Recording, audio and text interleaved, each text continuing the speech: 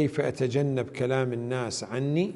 ما يمكن أن تتجنب كلام الناس عنك. شنو بكيفك أنت تتجنب كلام الناس عنك؟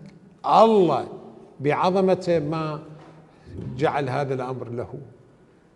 وأكو روايات جميلة قبل فترة طرحتها في إحدى الحلقات، إحدى برامج، أن الله سبحانه وتعالى لم يجعل لنفسه أن يمنع الناس عن الحديث عنه.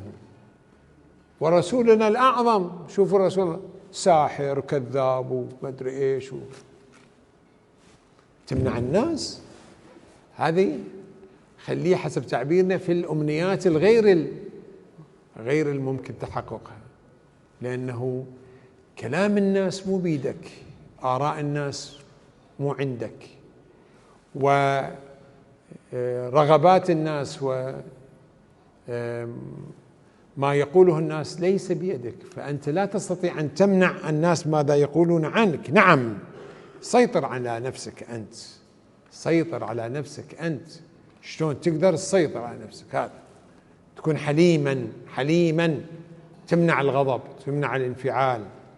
هذا تقدر، ممتاز.